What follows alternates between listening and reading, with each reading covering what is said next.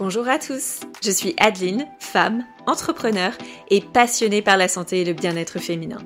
Ma philosophie, le savoir, c'est le pouvoir. Et quoi de plus puissant que de connaître son propre corps, comprendre son fonctionnement et maîtriser les réflexes préventifs à adopter pour véritablement prendre le contrôle de sa santé et de son bien-être en tant que femme. C'est au travers de discussions franches avec d'autres femmes, amis, proches ou encore collègues, mais également avec des professionnels de santé que j'ai pensé pourquoi ne pas partager ces situations, ces découvertes et autres pépites de la vraie vie avec vous toutes et tous. Bienvenue sur Naviguer sa féminité, le podcast où nous allons partager connaissances, informations et expériences pour que nous puissions toutes prendre le contrôle de notre santé et de notre bien-être tout au long de nos vies de femmes.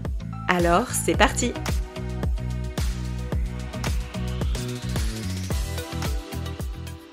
En France, environ 15 à 20% des couples rencontrent des difficultés à concevoir un enfant, soit environ un couple sur 6. Ces difficultés peuvent s'expliquer de différentes façons. L'augmentation de l'âge des parents lorsqu'ils souhaitent concevoir un enfant, le mode de vie comme le tabagisme par exemple, certaines pathologies ou encore un environnement plus nocif.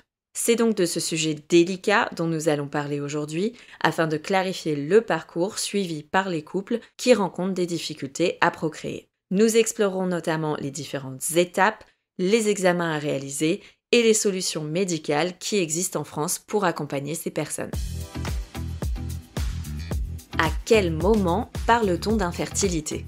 Il est conseillé aux couples de réaliser une première consultation médicale pour infertilité après 1 an de rapports sexuels réguliers, donc en moyenne entre 2 et 3 fois par semaine, aux périodes propices et en l'absence de contraception, sans parvenir à une grossesse. Lorsque la femme est âgée de 35 ans et plus, ou que des antécédents pouvant conduire à une baisse de la fertilité existent au sein du couple, alors cette période est réduite à 6 mois.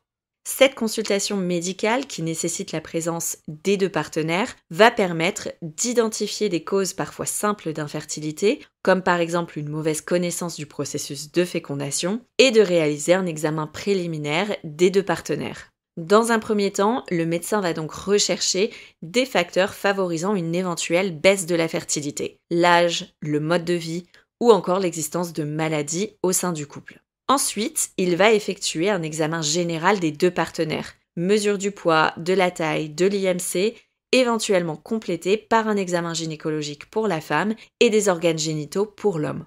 Enfin, le médecin pourra demander à la femme de réaliser une courbe de température sur une période de 3 mois afin d'analyser les cycles menstruels et la qualité de l'ovulation. Quelles sont les étapes à passer une fois ce premier examen médical réalisé ? En fonction des cas, le médecin pourra demander la réalisation d'examens complémentaires qui dépendra des conclusions qui auront été dressées après la première consultation. Pour les femmes, ces examens comprennent la réalisation d'un bilan hormonal pour évaluer la réserve et la fonction ovarienne, d'une échographie pelvienne pour examiner les ovaires et l'utérus, d'une hystérographie pour vérifier la perméabilité des trompes, donc s'assurer qu'aucune obstruction ne soit présente qui empêcherait la migration de l'ovule dans l'utérus. Pour les hommes, un spermogramme est généralement effectué pour analyser la qualité et la quantité des spermatozoïdes. Quelles sont alors les solutions possibles en cas de problème de fertilité constaté ? En cas de trouble de l'ovulation, lié par exemple au SOPK, un traitement médical pour favoriser la stimulation ovarienne est utilisé. Il peut s'agir de comprimés à prendre en début de cycle, juste après les règles, ou d'injections sous-cutanées. La réalisation d'une opération chirurgicale peut également être envisagée lorsque l'infertilité est liée à une cause opérable. Par exemple, la présence d'un fibrome, l'obstruction d'une trompe ou encore la présence d'endométriose.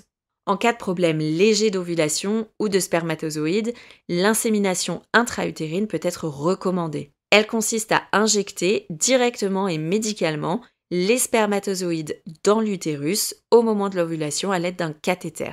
Enfin, lorsqu'il existe des problèmes de trompe, une endométriose ou encore au niveau de la qualité et ou de la quantité des spermatozoïdes, le médecin peut préconiser la fécondation in vitro. La FIV consiste à féconder l'ovule en laboratoire, puis à transférer l'embryon directement dans l'utérus. C'est une technique plus invasive, mais aussi souvent plus efficace. À noter que la stimulation ovarienne reste une constante en cas d'insémination intra-utérine ou de fécondation in vitro.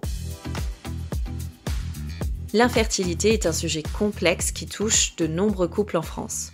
Pour ces couples, le parcours vers la parentalité peut être émotionnellement épuisant. Le stress, la tristesse, les déceptions et parfois même la culpabilité sont des sentiments très fréquents. Et c'est la raison pour laquelle il est essentiel d'être bien accompagné. Des psychologues spécialisés en infertilité, des groupes de soutien ou encore des associations peuvent véritablement vous aider à traverser cette épreuve.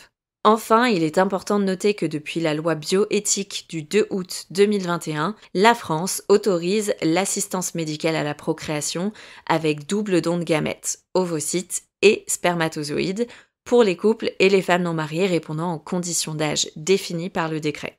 Donc si vous êtes une femme âgée entre 18 et 37 ans et que vous êtes en bonne santé, vous pouvez faire le choix de donner vos ovocytes. Pour les hommes, le don de spermatozoïdes est possible si vous êtes âgé entre 18 et 44 ans inclus et également en bonne santé. Pour plus d'infos sur le sujet, je vous laisse tous les liens en description de l'épisode. Si vous avez la sensation d'avoir découvert quelque chose de nouveau sur vous-même, votre corps ou votre santé aujourd'hui, je vous encourage vraiment à partager cet épisode avec les femmes qui vous entourent.